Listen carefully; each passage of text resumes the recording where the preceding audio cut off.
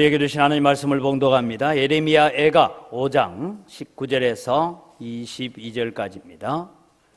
구약 성경 1150쪽에 있습니다. 예레미야 애가 5장 19절에서 22절까지 제가 봉독합니다. 여호와여, 주는 영원히 계시오며 주의 보좌는 대대에 일어나이다. 주께서 어찌하여 우리를 영원히 잊으시오며 우리를 이같이 오래 버리시나이까? 여호와여, 우리를 주께로 돌이키소서. 그리하시면 우리가 주께로 돌아가겠사오니 우리의 날들을 다시 새롭게 하사 옛적 같게 하옵소서.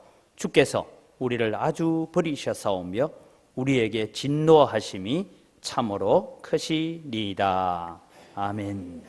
우리의 찬양을 받으시는 아버지 하나님, 감사합니다. 오늘 또 우리를 영원부터 영원까지 지키시며 우리의 발걸음을 인도하시는 하나님을 찬양합니다. 우리 영광교회를 여기까지 이끌어가시고 인도하신 분도 하나님이십니다. 오늘도 우리가 말씀 앞에 나아갈 때 은혜 받는 저희들 되게 하시고 말씀을 깨닫는 지혜들을 저희들에게 허락하여 주시옵소서. 오늘도 우리의 마음들이 하나님께로 집중되게 하여 주시옵소서. 감사합니다. 예수님의 이름으로 기도드립니다. 아멘. 지난 한 주간은 우리가 바쁘기도 했지만 우리에게 은혜의 시간이었습니다. 교회 설립 72주년, 또 우리 임직식 있고 부흥회가 이어지고 그런 가운데서 우리 하나님의 사랑과 하나님의 은혜를 우리가 발견했습니다. 우리 영광교회의 역사가 100년을 넘어선다라는 이런 역사를 지금 추적해 가고 있습니다만은, 이런 일을 추적해 가는 가운데 또 우리 장로님께서 보관하고 계시던 아주 귀중한 자료를 하나 제가 넘겨받았습니다. 이것이 우리가 공론화되어져야만이 일이 이루어질 것 같아서 가지고 계시던 건데, 그게 뭐냐면 루문교회 당회록이라는 그런 옛날 당회록, 보이시죠? 대한예수교 장로회 루문교회에서 당회록이 있습니다. 저 안에 내용을 제가 잠시 살펴보니까 이런 내용이 나옵니다. 내용은 여러분 지금 다 자막으로 한글과 한문을 겸용해서 적어놨는데, 설립일과 예배당 상냥일을 동일하게 1935년 4월 25일 날 김주환 목사가 와서 설립했다, 이렇게 되어 있습니다. 그러면 지금 우리가 추적하는 것보다 한 12년 정도 더 빨리 가야 됩니다. 이게 당회록이 있으니까. 그 다음에 또 내용이 나오는데, 이 자료는 어디서 발견했냐면 예배당을 정축할 때에 상냥목에 기록된 것을 발견했다. 이 1955년 6월 13일에 전에 있던 예배당을 다시 정축하면서 상냥목에 기록되어 있는 것을 확인했다 그랬습니다. 그 다음에 이 교회가 폐교가 되어질 때가 있었습니다. 그때가 언제냐면 1944년도에 일본 기독교당과 합동되어지면서 교회를 폐교를 합니다. 왜냐하면 일제 신사참배에 대해서 일어나면서 우리는 신사참배하지 못해 차라리 신사참배하고 예배하나니 교회 문을 닫겠다, 아마 그런 마음에서 일어난 그런 기록인 것 같습니다. 그리고 난 다음에 다시 복구일은 하면서 1940 정확하게 날짜를 모르니까, 그래서 이런 일에 대해서 우리 교회가 다시 예배를 하겠다. 아마 지금 해방 후 복구일이 우리 교회가 지금 가지고 있는 연적인 것 같습니다. 그러니까 해방 전에 있었던 자료들은 우리가 아직 회복하지 못한 역사를 가지고 있습니다.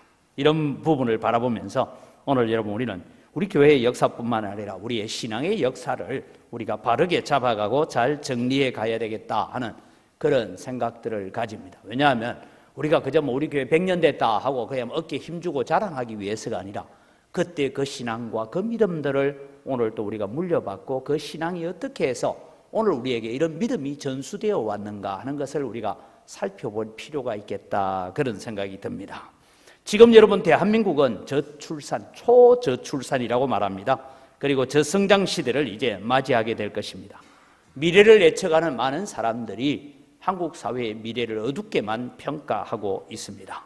삼성연구소의 연구소 소장으로 잠시 계셨던 유지성 박사라는 분이 있습니다.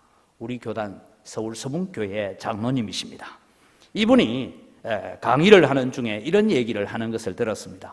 벌써 이 강의를 한 지가 한 4, 5년 전에 얘기를 했는데, 가장 빠른 속도의 고령화 저출산국이 되어가고 있다. 그리고 청년 실업 문제와 그 다음에 심각한 세대 갈등, 소득 양극화, 이념 갈등으로 이어지는 남남 갈등, 남한 안에서 보수냐 진보냐 이런 갈등을 가진다. 그 다음에 세대 갈등과 다문화 사회의 통합을 향한 노력 부족 등이 한국을 어렵게 만들고 있다. 여러분, 우리가 뭐 광주 안에만 살아서 잘 모르지만 조금만 나가보면 여러분, 광주 바깥에서는 이미 이제 우리나라는 다민족 국가입니다. 뭐 우리는 단일 민족 하는데 많은 초등학교에는 벌써 시골 초등학교 같은 데는 한 30%가 다문화 가정에서 태어난 아이들이 학교를 다니고 있습니다. 그런데 이 아이들이 숙제를 못 해와요. 왜냐하면 엄마가 한국말을 잘 모르니까 숙제를 내주는데 이 숙제가 뭔지를 몰라서 잘 가르쳐 주지를 못해서 그런 일들이 지금 한국 사회에서 일어나고 있습니다. 이런 여러 가지 일들을 지적하면서 그분이 남겼던 글 중에 참 재밌는 글을 하나 읽었습니다. 이대로 가다가는 50대, 60대, 지금 50대, 60대 잘 들으십시오. 50대, 60대는 내 자식들이 내가 살아온 것보다 더 어렵게 사는 것을 보면서 눈을 감아야 된다. 이런 얘기를 해놨어요. 그러니까 70 넘은 분은 안심해도 돼, 아직까지. 50대, 60대는 내가 살아오면서 누렸던 것보다 더 어렵게 사는 것을 보면서 눈을 감아야 된다. 그런 글을 적어놨습니다. 그럼 여러분, 이제 2019년도를 우리가 맞이하면서 우리가 기대했던 것처럼 한반도를 둘러싼 북미 회담, 핵 협상 이런 것들이 잘 해결되어지리라 기대를 했지만 혹시나 하고 했더니 역시나 하고 이런 회담이 결렬되어지는 일들을 바라봅니다. 그리고 정치권에서는 소득 성장 주도라는 이런 것을 외치고 있지만 지금 자영업자들의 폐업 수준들이 엄청나게 높아져 가고 실업률이 높아져 가고 있다. 그래서 복지 사각지대를 걷어내겠다라고 복지하고 있지만 사실 빚을 내서 하는 복지는 다음 세대에게 엄청난 재앙으로 다가올 수도 있다라는 것을 우리가 기억을 해야 됩니다. 이런 어려움을 안고 우리는 2019년을 시작했습니다. 그러면 우리는 바깥에서 들려오는 여러 가지 정보와 사회적인 자료들을 바라보고 국제 정세를 바라보면서 우리는 절망하고 그러면 우리에게 소망이 없단 말인가라는 고민을 할 수가 있습니다. 그런데 여러분, 우리에게 소망이 있습니다. 왜냐하면 우리의 마음이 주께로 돌아가기만 하면 소망이 있는 줄 믿으시기 바랍니다. 우리는 하나님이 일하시는 현장을 바라봐야 되지 사람이 일하는 현장, 사람이 꿈꾸는 현장을 바라보기보다 하나님이 일하시는 현장을 우리는 바라보아야 합니다. 그런 차원에서 오늘 이 본문을 말씀을 보고 옛적 신앙을 회복합시다. 이 예레미야가 외쳤던 것처럼 우리를 옛적 같게 하옵소서라는 이 기도를 오늘 우리가 다시 해야 되겠다는 생각을 가집니다. 우리 본서는 BC 586년 예루살렘이 멸망을 하고 예루살렘 안에 있는 성전의 기물들이 다 빼앗겨가고 성전이 무너지고 바벨론 나라가 예루살렘을 점령하게 되어지는 이런 결과를 가져왔습니다. 이 예루살렘의 멸망을 바라보는 예레미야가 하나님 앞에 정말 심장을 찢는 마음으로 통곡하면서 기도하는 내용이 이 예레미야 애가입니다. 슬픔의 노래입니다. 성전이 무너졌던 그 일을 두고 하나님 앞에 슬퍼하면서 탄식하면서 그렇게 기도하는 내용이 오늘 예레미야 애가입니다. 이 애가의 1장은 이런 얘기를 적고 있습니다. 예루살렘 함락에 대한 실상. 예루살렘은 이렇게 정복되어졌고 함락되어졌다. 그래서 예루살렘이 이렇게 비참해졌다 하는 얘기를 적고 있고, 2장에 오면 예루살렘 함락은 바벨론 군대가 강해서 함락당한 것이 아니고 이것은 하나님의 심판으로 말미암아 된 것이다. 그것을 기록을 하고 있습니다. 그리고 3장에 넘어오면 그럼에도 불구하고 하나님 심판대 앞에 서 있는 이스라엘 백성들아, 회개하고 돌아와라. 하나님께로 돌아와라. 회개하고 돌아오기만 하면 소망이 있다. 그 얘기를 하는 선지자의 마음을 적고 있고, 4장에 들어오면 이 한 선지자의 외침에도 여전히 죄악의 길을 걸어가고 있는 하나님의 백성들을 향하여 하나님의 진노와 책망의 마음을 적고 있습니다. 그리고 이제 5장에 들어오면 5장 18절까지 나오는 말씀은 뭐냐 하면 비참한 포로 생활을 노래합니다. 이스라엘 백성들이, 유다 백성들이 바벨론에 끌려가서 그들이 노예 아닌 노예처럼 살면서 비참한 포로 생활을 감당하는, 여러분 우리나라에도 영화를 군함도 같은 그런 영화 나왔잖아요. 그런 징용으로 끌려가서 당하는 그런 수모와 그 비참함들을 기록을 하면서 그럼에도 불구하고 우리에게는 소망이 있다. 하나님의 긍휼의 손길을 향한 소망의 기도를 지금 드리고 있는 것이 이 예레미야의 기도입니다. 하나님의 진노와 심판에도 불구하고 그래도 우리에게 희망이 있습니다. 소망이 있습니다. 그 소망은 하나님뿐입니다라는 기도의 마음으로 예레미야 선지자는 이 소망을 담은 기도를 하고 있는 것입니다. 지금 예레미야가 통곡하며 노래하는 이 애가가 오늘 우리에게 던져주는 말씀은 어떤 것일까요? 오늘 우리는 이 시대에 살아가면서 여러 가지 국제 정세나 사회적인 환경이나 특별히 우리 광주 땅의 형편을 바라보면서 참 때로는 참담하고 때로는 안타깝고 우리 교회가 처해 있는 이 재개발 문제나 여러 가지 어려운 상황 속에 있지만 여러분 우리는 그 눈에 보이는 상황만을 바라보는 것이 아니라 하나님을 바라보면서 우리를 다시 옛적 같게 하옵소서라고 기도하는 여러분 되시기를 바랍니다.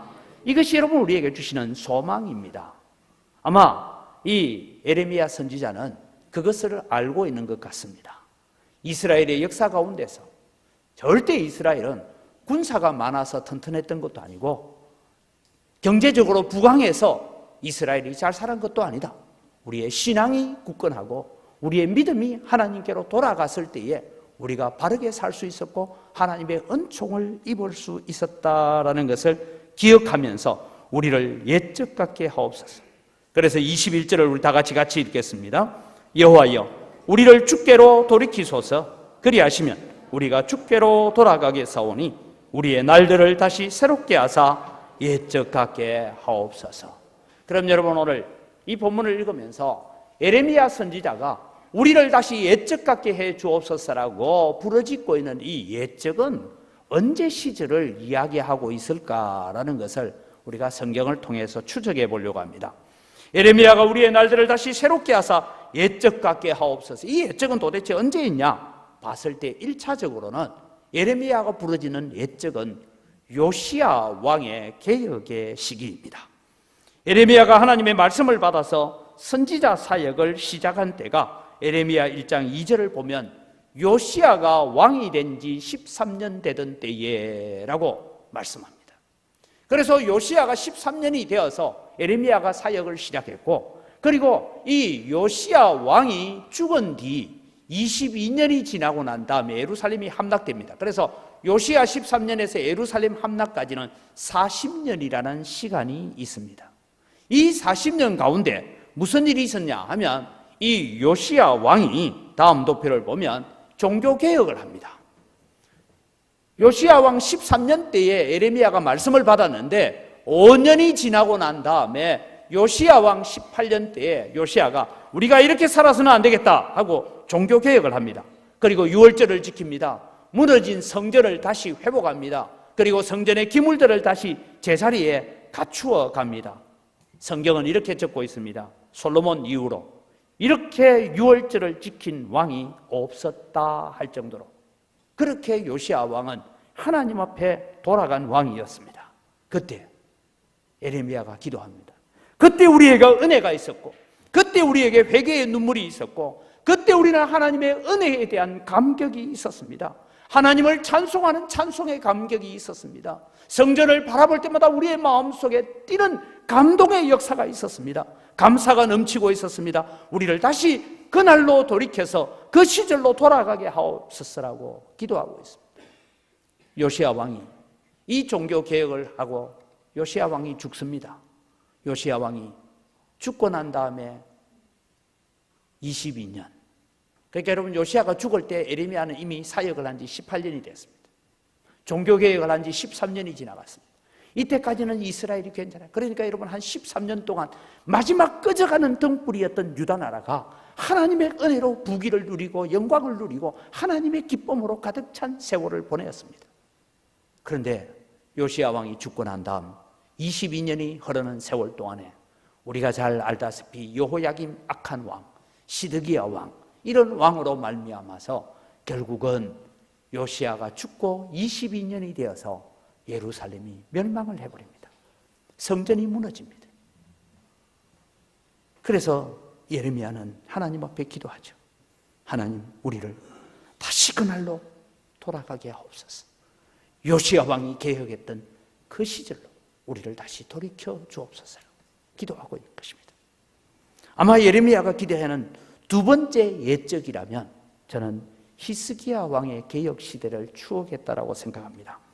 히스기야 왕이 개혁했던 그 시절 BC 720년인데 이때는 예레미야가 살아있을 때가 아닙니다. 예레미야가 사역을 하고 난 다음에 예루살렘이 함락되어진데 예루살렘 함락보다 대략 한 120년 정도 앞으로 가면 히스기야가 뭐 하느냐 하면 북쪽 이스라엘이 멸망을 당하고 아수르에 의해서 정복을 당합니다. 그리고 아수르 군대가 18만 5천 명이 내려와서 예루살렘을 포위하고 있습니다. 이럴 때에 이 히스기야 왕은 그럽니다. 우리가 백성들이요, 저 강대한 아수르 군대를 두려워하지 마십시오. 우리는 하나님만 두려워합시다. 우리는 하나님만 바라봅시다. 하나님이 우리에게 소망입니다. 하나님이 우리에게 힘입니다. 하나님이 우리에게 능력입니다. 그래서 히스기야가 하나님께로 돌아갑니다. 그때 여러분 무슨 일이 일어납니까? 하나님께서 천사를 한 명 보냈습니다. 밤중에 이 아수르 진영 가운데 18만 5천 명의 군사들이 아침에 왕이 일어나 보니 다 송장이 되어 있었어요. 그래서 여러분 이 히스기야가 부귀가 극에 달할 정도로 그 전쟁 물자들 다 가지고 와서 풍전등화와 같이 꺼져가는 등불 같았던 이 유다 나라가 부귀와 영화를 누리게 되는 그 시절이 있었습니다. 예레미야의 아버지가 살던 시절입니다. 예레미야 아버지는 예레미야에게 아마 그 얘기를 들려준 것 같아요.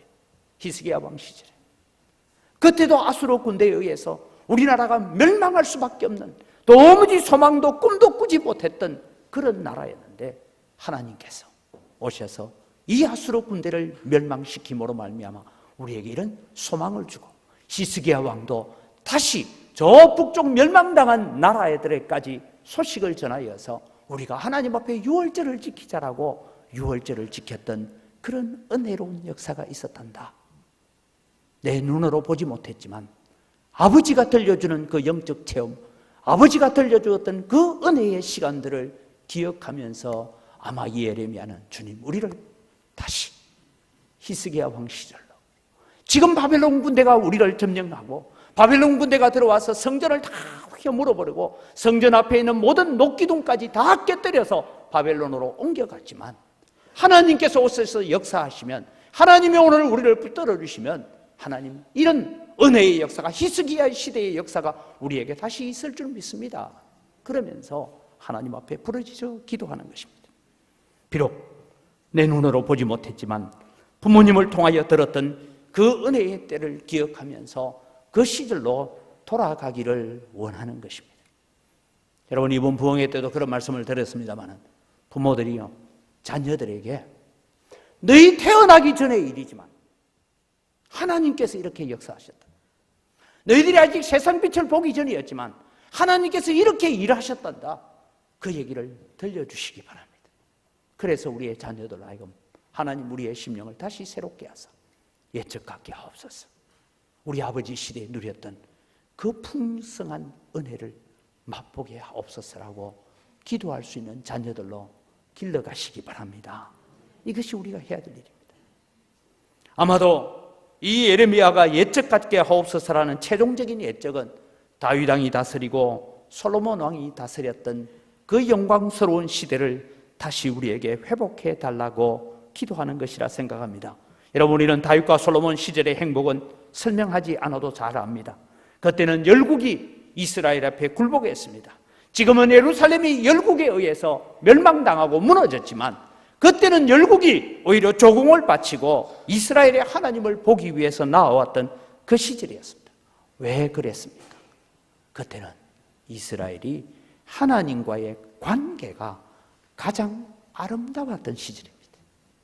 하나님 앞에 가장 바르게 살던 시절입니다. 그래서 하나님 앞에 나아가면서 하나님께 예배하기를 기뻐했던 시절입니다. 역대상 28장 29장을 보면 다윗 왕이 하나님의 성전 건축을 위해서 예물을 드리고 기뻐하며 찬양하는 그 내용들을 들어보면 얼마나 하나님과 백성들이 밀접하게 마음이 하나님께 붙어 있었는가 하는 것을 알 수가 있습니다. 예배가 살아 있었습니다. 찬양이 살아 있었습니다. 은혜와 감동이 있었던 시절입니다. 그래서 예레미야는 주여 우리를 주께로 돌이키사 옛적 같게 하옵소서라고 기도하면서 그 시절, 그 은혜의 시절을 우리에게 회복하게 하여 주옵소서라고 기도하고 있습니다. 사랑하는 성도 여러분, 여러분이 돌아가고 싶은 옛적은 언제입니까? 우리에게 어느 시절이 가장 좋았습니까? 사업 잘 될 때입니까? 돈 많이 벌 때입니까? 죄송합니다. 우리 양동시장에 사업하시는 분들, 그때는 손님이 바글바글 할 때입니까? 그래서 행복했습니까? 오늘 성경은 그것을 얘기하는 것이 아니고 우리의 신앙에 있어서 가장 아름다웠고 내 신앙에 있어서 가장 행복했던 때가 언제인가를 묻고 있습니다. 여러분, 우리가 하나님 앞에 가장 감동이 있었고 뜨거운 시절은 언제였습니까? 십자가만 봐도 눈물이 흐르고 찬송을 해도 어느 순간에 흐르는 눈물이 내 가슴을 적실 때도 있었습니다. 기도실에 들어가서 앉기만 하면 시간 가는 줄 모르고 감사하고 기도했던 그때 그 시절이 여러분에게 한 번쯤은 있었을 것입니다. 우리의 심령이 그 은혜의 때로 돌아가게 해달라고 기도해야 합니다. 그때 하나님은 오셔서 역사하실 줄 믿습니다. 여러분, 우리의 노력과 우리의 수고를 통해서 환경을 바꾸고 우리의 형편을 바꾸어 놓으려고 하지 마십시오. 주님이 오셔야 됩니다. 주님이 임하셨어. 아수르 군대 18만 5천 명을 다 송장으로 만드시던 하나님, 그 하나님이 오셔야 됩니다. 여호사밧을 공격하려 들어오는 100만 대군을 서로가 다 죽게 만들어서 나흘 동안에 그들이 가져온 전쟁 물자를 옮기느라 바빴던 보라가 골짜기와 같은 그런 은혜가 우리에게 있게 해달라고 기도해야 합니다. 제가 여러분 자주 말씀드립니다만 제가 목사지만 제가 부모님의 신앙생활만큼 제가 하고 있느냐 하면 참 부끄러울 때가 많다라는 얘기를 했습니다. 보리타작하고 우리 시골에서 일해보신 분들 알지만 보리타작하고 모내기가 겹쳐져 있을 때는 얼마나 바빴던지 부엌에 있는 부찌깽이도 일어나서 일한다라고 할 그런 시절이었습니다. 그런데 제가 중학교를 졸업하고 부모님을 떠나서 독립된 생활을 시작했습니다만 제가 중학교 다닐 때까지 기억이 그런 것입니다.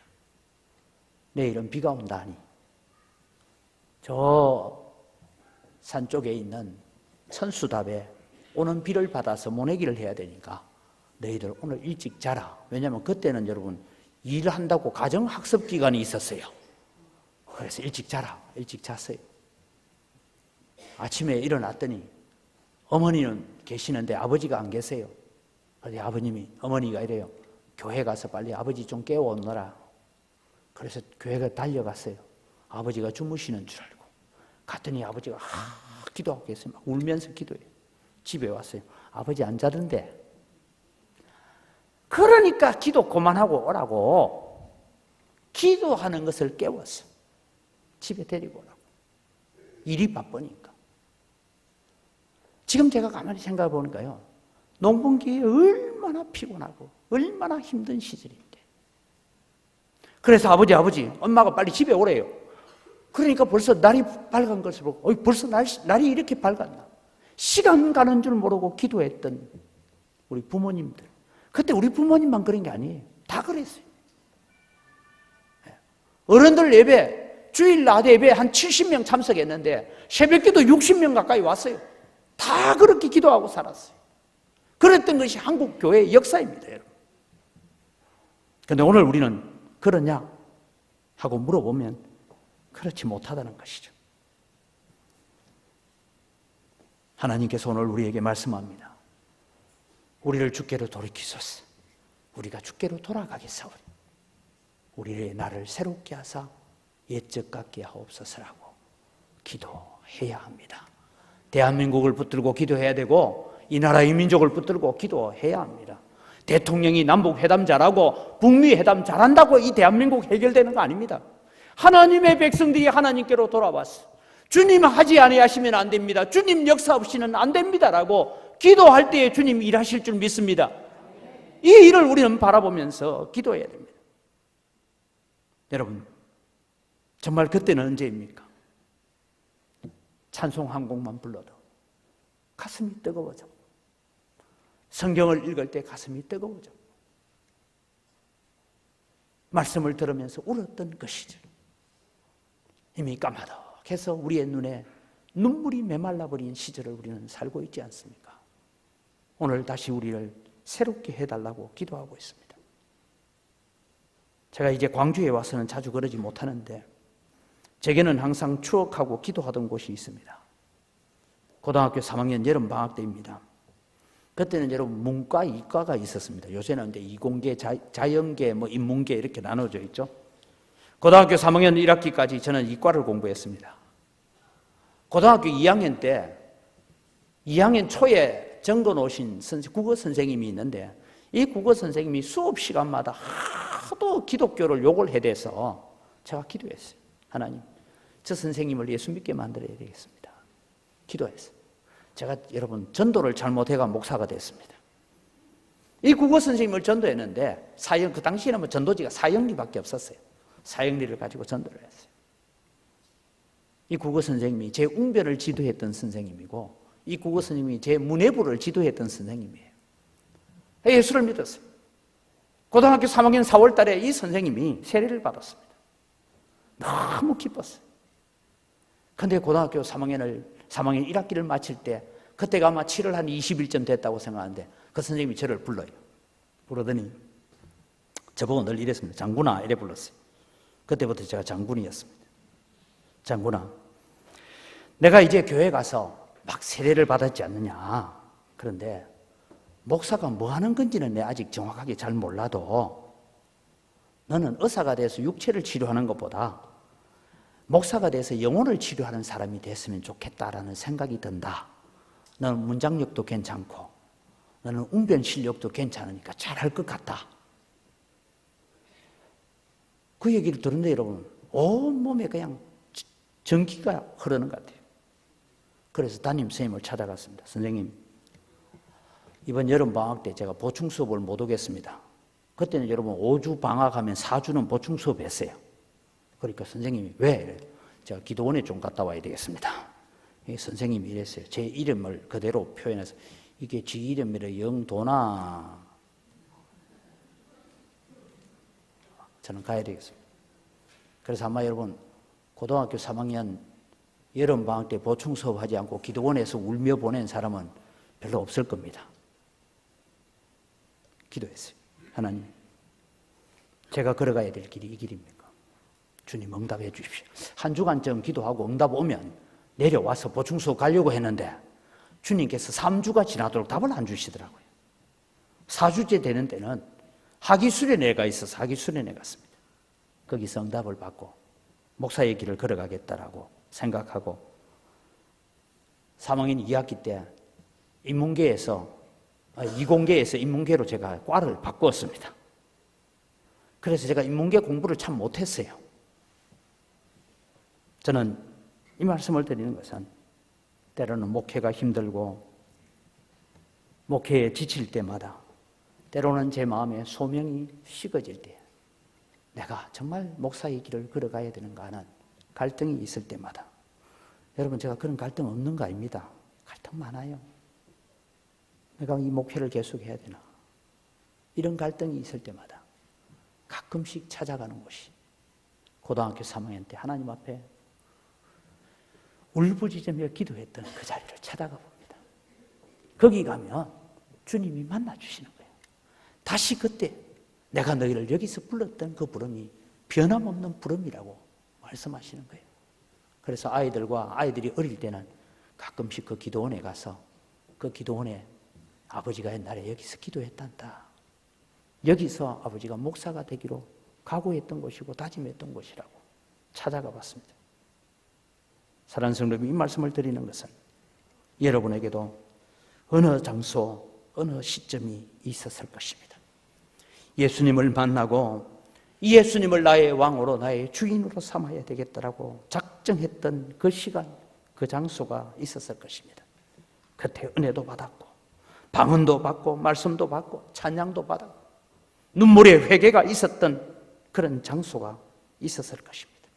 이제부터 내가 예수 믿고 새로운 삶을 살겠다고 다짐했던 장소가 분명히 있을 것입니다. 저도 우리 신방을 하고 하면서 가끔씩 듣는 얘기 중에 하나가 저 무등산에 가면 무등산 기도원이 있고 헐몬산 기도원이 있고 그때 가서 기도하면서 밤을 새우면서 기도했다는 그런 얘기들을 자주 듣습니다. 제가 던지고 싶은 질문이 한 가지예요. 지금은 왜 안 가요? 그때는 거기 가서 은혜도 받았고 그때는 거기 가서 밤을 새우면서 기도했는데 지금은 편한 교회에 와서 히터 틀어놓고 기도하라 해도 왜 안 와요? 이 얘기 하고 싶은 거예요. 금년 들어서 여러분 수요 기도회를 좀 길게 하죠, 그죠? 깁니까? 수요 기도회 좀 길게 합니다. 1시간 반쯤 합니다. 합심 기도하고. 밤을 새워서 기도했다는 사람이 요새 수요 기도회가 너무 길어가지고 이게 여러분 딴 거 아닙니다. 배에 기름기가 많아서 그런 거예요. 먹고 살만해서 그런 거예요. 하나님이 주신 은혜를 여러분 헛된 곳으로 날리지 마십시오. 오늘 예레미야가 기도하는 것이 왜 요시야 왕 시절에 이런 풍요로운 은혜들을 우리에게 주셨는데 우리가 범죄하고 우리가 하나님을 떠나고 그 주신 은혜들을 은혜로 제대로 감사하지 못해서 요시야 왕이 죽고 22년 만에 나라가 망해버리는 예루살렘 성전이 무너져버리는 이 비참한 현실 앞에 그는 기도하면서 주님 우리를 다시 그날로 돌이켜 주옵소서. 눈물로 부러지고 있는 이 기도가 여러분 우리 속에 다시 있지 않으려면 지금 이 시점에 여러분의 마음을 주께로 돌이키시기 바랍니다. 하나님께로 돌아가는 역사가 있기를 바랍니다. 교회의 역사 70년, 100년 그것이 중요한 것이 아니라 우리가 교회의 역사를 추적하는 것은 그 시절에 하나님이 주신 그 은혜와 그 축복 그것을 오늘 우리가 물려받아서 그것을 더 풍성하게 만들어가야 될 시간인 것입니다. 주여 우리가 주께로 돌아가겠사오니 우리의 날을 다시 새롭게 하사 예측 같게 하옵소서. 사랑하는 성도 여러분, 우리의 마음이 그 은혜의 때로 그 기도의 때로 그 무릎 꿇고 눈물을 흘리던 그 시절로 우리의 마음이 돌아가기만 하면 지금 우리에게 있는 모든 문제들은 아무것도 아닌 주님이 해결하시는 일들이 될 줄 믿습니다. 그렇게 기도하시기 바랍니다. 우리의 날을 예측같이 되려면 우리는 이런 기도를 해야 됩니다. 예측으로 돌아간다는 것은 회개 운동입니다. 우리를 주께로 돌이키소서. 이 말은 다르게 말하면 주님 우리에게 회개하는 심령을 부어주옵소서. 성령을 우리에게 부으셔서 우리로 하여금 다시 그 은총의 때로 돌아갈 수 있도록 하나님 우리의 마음을 주님 불쌍히 여겨달라고 기도하는 것입니다. 우리는 여러 가지 우상 숭배와 물질 중심의 생활 세속주의에 물들어 있습니다. 우리는 하나님 중심의 신앙에서 사람 중심의 신앙으로 흘러갈 때가 참 많습니다. 제가 지난주일도 말씀드렸지만은 설교를 하면서 이 설교를 하면 누가 상처받겠다. 이 설교를 하면 또 누가 뭐 자기 보고 한다 하겠다. 그래서 빨간 줄 다 치고 나면요. 성경 본문도 읽어놓으면 오늘 하필 왜 그 본문 가지고 설교하요? 이래 되면 그냥 모였다가 막 찬송만 부르고 가야 돼요. 또 어떤 사람은 찬송 불러도 왜 하필 그 찬송 불러가 날리고 이럴 수 있다는 거예요. 여러분 오늘 우리는 주님께로 돌아가야 합니다. 우리의 마음이 다시 하나님 중심, 성경 중심, 교회 중심으로 돌아가게 해달라고 기도하는 여러분 되기를 바랍니다. 저는 한국 교회가 사람 중심에서 하나님 중심으로 돌아오고 세상 진리, 세상 성공주의 중심에서 성경 중심으로 돌아오고 우리의 삶이 세상의 환경 중심에서 지배받다가 교회 중심으로 돌아오기만 하면 이 대한민국은 소망이 있는 줄 믿습니다. 이 일을 누가 해야 됩니까?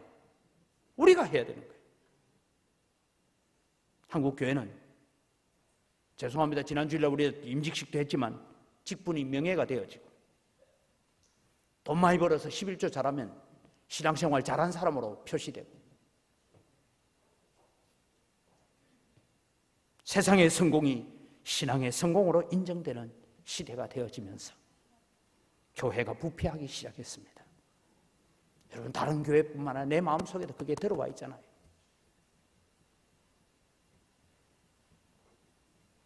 목사도 여러분 안 부패할 것 같습니까? 목사끼리 모이면 요새 교회 출석 몇 명 합니까? 참 우리 교회 조그만합니다. 몇 명 모입니다. 이제 한 50명 모입니다. 그래요. 목사님 교회는 몇 명 모입니까? 한 350명 모입니다. 사람 많이 모아 뭐 하려고? 근데 여러분, 우리는 세상의 성공이 숫자적인 성공으로 자꾸 가고 있는데 우리의 마음도 거기에 가 있는 거예요. 그래서 여러분, 우리는 사람 보기에 어떤 신앙이 아니라 하나님 앞에서 신앙으로 돌아오는 여러분 되시기를 바랍니다. 교회가 바뀌어야 되고 성도들이 바뀌어야 합니다. 주님께서 한국교회에 회개하고 애통하는 마음을 부어주실 때 이런 은혜가 돌아올 줄 믿습니다. 그래서 아까 우리 준비하면서 불렀던 찬송 중에 1절이 그런 것입니다. 성령이여 강림하사 나를 감화하시고 애통하며 회개할 막 충만하게 하소서. 예수여 배우니 나에게도 떨어서 애통하며 회개함마 충만하게 하소서. 주여, 내게 회개의 영을 부어주옵소서. 주님, 내 입술에 감사의 제목들이 사라진 지 오래됐습니다. 하나님, 내 입술에 다시 감사의 영을 부어주옵소서라고 기도하시기 바랍니다. 하나님, 내가 어느 순간부터 찬송을 불러도 별로 감동이 없습니다. 하나님, 내게 다시 찬양의 영을 부어주옵소서라고 기도해야 합니다. 말씀의 영을 회복하게 해달라고, 하나님 말씀이 내 귀에 잘 들리게 하여 주옵소서라고 기도해야 합니다. 그러지 않으면 아무리 많은 것을 가지고 있다 해도 아무 소용이 없습니다. 여러분, 우리가 수억을 가지고 있다고 우리 교회가 수만 명이 모인다 할지라도 아무 소용없는 것입니다. 말씀이 들려져야 합니다. 여러분. 역대하 7장 14절을 보면 내 이름으로 일컫는 내 백성이 그들의 악한 길에서 떠나 스스로 낮추고 기도하여 내 얼굴을 찾으면 내가 하늘에서 듣고 그들의 죄를 사하고 그들의 땅을 고칠지라고 말씀합니다. 이스라엘 땅에 하나님을 떠나서 거역하게 될 때 하나님께서 역병과 메뚜기 재앙으로 너희들에게 내릴 때에 내 이름으로 불려지는 내 백성들이 스스로 겸비하고 낮아져서 하나님의 얼굴을 찾기만 하면 내가 그 가운데 임하여서 그 땅을 치료하고 그 땅을 고쳐주겠다고 약속하셨으면 이 역대하 7장 14절의 약속은 오늘 우리 영광교회에 주어지는 약속이고 오늘 대한민국에 주어지는 약속인 줄 믿으시기 바랍니다. 우리가 그렇게 갈 때 소망이 있는 것이죠. 대통령 바꾼다고 장관 바꾼다고 아무 소망 없어요. 우리나라에는 기업들 몇 개가 잘한다고 소망이 있는 것이 아니고 하나님께서 임재하셔서 하나님께서 고치시고 하나님께서 치료하시도록 기도해야 합니다. 우리가 주께로 돌아가겠습니다. 주님 부르시는 그 부름의 자리에 나아가겠습니다. 이것이 여러분 우리가 고침받을 수 있는 은혜인 줄 믿으시기 바랍니다. 옛적으로 돌아간다는 것은 결단하고 행동하는 것입니다. 주님께서 찾아오셔서 너희는 내게로 돌아오라고 불러도 우리가 돌아가지 않으면 아무 소용이 없습니다. 여러분, 주님은 우리를 그냥 곱비 깨어서 우리를 끌고 가시는 분이 아니라 우리를 격려하면서 우리가 자원하여 일하시기를 원하시는 하나님이신 줄 믿으시기 바랍니다. 우리는 새해에 그리스도의 장성한 분량이 충만한 데까지 자라가는 표제를 세웠습니다. 어떻게 해야 합니까? 표제만 암송한다고 되는 것이 아니라 내가 그리스도의 장성한 분량에까지 자라가기 위해 성경을 더 알아야 되겠다면 성경을 읽으십시오. 이 말씀대로 내가 기도해야 되겠다면 기도해야 됩니다. 하나님 앞에 내가 예배 생활을 좀 회복해야 되겠다. 그럼 예배 생활을 회복해야 됩니다. 행동해야 됩니다. 그때 하나님의 긍휼의 손길이 우리에게 임하여진다는 것입니다. 스가랴서 1장 3절에서 4절을 보십시오. 그러므로 너는 그들에게 말하기를 만군의 여호와께서 이처럼 이르시되 너희는 내게로 돌아오라. 만군의 여호와의 말이나 그리하면 내가 너희에게로 돌아가리라. 너희는 내게로 돌아오라. 그 부름에 우리가 돌아가면 주님께서 우리에게 돌아오시겠다고 약속합니다. 너희 조상들을 본받지 말라. 옛적 선지자들이 그들에게 외쳐 이르되 만군의 여호와께서 이같이 말씀하시기를 너희가 악한 길 악한 행위를 떠나서 돌아오라 하셨다 하나 그들이 듣지 아니하고 내게 귀를 기울이지 아니하였느니라. 여호와의 말이니라. 그래서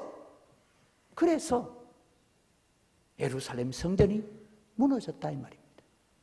그래서 성전의 기물들이 바벨론으로 다 옮겨졌다는 거예요. 그래서 유다 나라가 망했다는 것입니다. 사랑하는 성도 여러분, 주께로 돌이키는 자에게 은혜가 넘쳐날 줄 믿으시기 바랍니다. 말씀을 듣고 아는 데서 멈추지 마십시오. 그 말씀을 가슴에 받아서 행하는 자가 되시기를 바랍니다. 순종하는 자가 되시기를 바랍니다. 하나님의 말씀이 내가 들었을 때 잘 이해가 되면 순종하고, 분명한 하나님의 말씀인데도 불구하고 내 환경과 내 형편에서 도무지 이해가 안 되면 복종하고, 그래서 너희들은 하나님께 순복해라 라고 했어요. 순종과 복종은 그렇게 가는 것입니다. 여러분, 성경에 나오는 많은 인물들이 하나님의 명령을 들었을 때 그 말씀이 이해가 됐을까요? 우리가 자녀들과 함께하는 특별 새벽 기도 때 하면서 제가 첫 번째 드렸던 말씀이 거예요. 아브라함아 너는 너의 친척 본토 아비 집을 떠나라 할 때 아브라함이 이해가 됐을까요? 그러나 하나님의 명령이기 때문에 복종하고 간 거죠. 그래서 하나님의 역사가 일어나는 것입니다. 사랑하는 성도 여러분, 오늘 주일 설교 잘 들었다로 끝나지 마시고 말씀을 행하는 자들이 되시기를 바랍니다. 그때 우리가 옛적 같은 은혜로 돌아갈 것입니다. 영적으로 깨어있는 교회가 대한민국을 살릴 수 있습니다. 영적으로 기도하고 영적으로 깨어있는 성도들이 나라와 민족을 살릴 수가 있습니다. 비록 여러분 우리 교회도 재개발적 미구역으로 인한 많은 어려움도 안고 있는 교회지만 저는 늘 기도하면서 그런 생각입니다. 눈에 보이는 어려움은 아무것도 아닙니다. 우리의 마음이 하나님으로부터 멀어져 있는 것이 더 큰 어려움이에요. 우리가 하나님의 은혜의 자리로부터 거리가 멀어져 있는 것이 큰 문제지, 눈에 보이는 환경, 눈에 보이는 형편, 지금 뭐 양동시장 사람 좀 적게 오고 그게 뭐 큰 문제 아닙니다. 우리의 마음이 주께로 돌아오기만 하면 주님이 일하시겠다고 약속하고 계시는 줄 믿으시기 바랍니다. 은광교회가 가장 아름다웠던 적은 언제일까? 저는 최근에 우리 교회 설립 주년을 준비하고 하면서 교회의 역사를 쭉 이렇게 추적을 다시 해봤습니다. 우리 은광교회가 가장 아름다웠던 적이 언제입니까? 여러분 생각할 때 이 지하실에서 주일 학생이 1000명 모일 때가 가장 아름다웠습니까? 우리 교회 장년 수가 뭐 1000명 가까이 모일 때가 제일 좋았습니까? 그건 별거 아니에요. 그건 눈에 보이는 현장이에요. 저는 교회의 역사를 보고 유달하다 보면서 그 시절 그 형편이 어땠는지 잘 모르지만 제가 들은 얘기입니다. 주일 학생들한테 간식 줘야 될 돈도 아껴서 저 어디에 교회를 세워야 된다. 그래서 몇 천만 원을 보내고, 하물며 제가 대구 사람입니다만 그때 저는 대구 없었습니다. 인도네시아에 있을 때 대구에서 지하철 참사가 일어났을 때도 우리 영광교회가 수천만 원의 헌금을 해서 보냈던 기록이 있더라고요. 저는 인도네시아에 있으면서 그때 못 보냈어요. 저는 그런 역사가 가장 아름다웠던 역사라고 생각합니다. 우리는 그 시절을 다시 회복하게 해달라고 기도해야 합니다. 하나님, 우리가 비록 형편은 어렵고 비록 우리가 여러 가지 눈에 보이는 환경은 어려운 가운데 있지만 하나님, 오늘 우리를 다시 주께로 돌이키시옵소서. 우리가 그리스도의 장성한 분량이 충만한 데까지 자라가서 정말 하나님의 거룩한 형상을 회복하기를 원합니다. 그래서 하나님의 기적의 손길을 경험하기를 원합니다.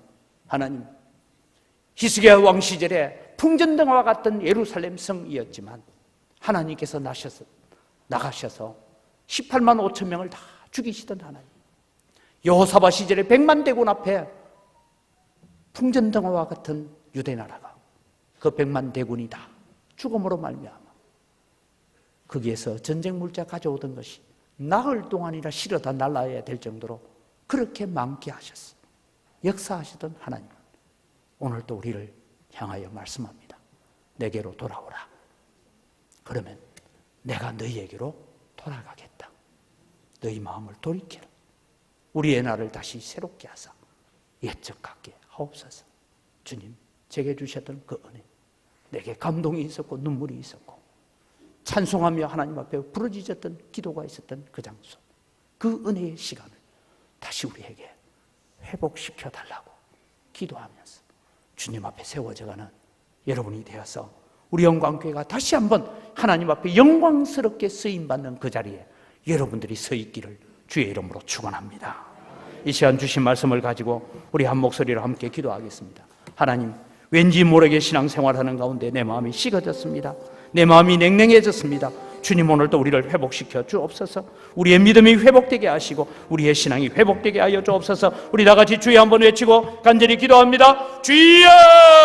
아버지 하나님, 은혜를 이 시간 감사합니다. 아버지 하나님, 우리에게 주님이 다시 우리의 날을 다시 새롭게 하사 옛적 같게 하옵소서라고 기도하는 주님의 예레미야의 기도를 들었습니다. 지금 보이는 환경은 너무나 처참하고 너무나 비참한 상황이지만 하나님께서 오셔서 역사하시면, 하나님께서 오셔서 일하시면 아버지님 그것이 하루아침에 바뀌어지는 역사가 되는 줄 믿습니다. 그래서 아버지님, 오늘 또 너희는 내게로 돌아오라, 내가 너희에게 돌아가겠다고 하시는 그 주님의 말씀을 붙들고 하나님께로 돌아가는 자 되기를 원합니다. 하나님께로 우리의 마음을 향하는 자 되기를 원합니다. 아버지님, 우리 가슴 속에 그 뜨거웠던 감격, 그 뜨거웠던 은혜, 그 감격의 그 시간으로 우리를 다시 돌이켜 주시옵소서. 그 은혜의 자리로 우리가 돌아가게 하여 주시옵소서. 주님께로 우리의 마음이 돌아가기만 하면 하나님이 역사하실 줄 믿습니다. 하나님 아버지, 은혜를 더하여 주시옵소서. 참 좋으신 아버지 하나님, 우리에게 회개의 영을 부어주셔서 세속으로 물들고 세상 문화로 물들어 있는 우리의 마음들을 다시 주께로 돌이켜 주옵소서. 세상에 분주하다는 것 자체가 하나님으로부터 우리가 멀리 떨어져 있다는 것을 압니다. 하나님, 우리를 하나님께로 돌이키는 마음을 주시옵소서. 애통하고 회개한 마음을 충만하게 부어주셔서 주께로 돌아가게 하여 주옵소서.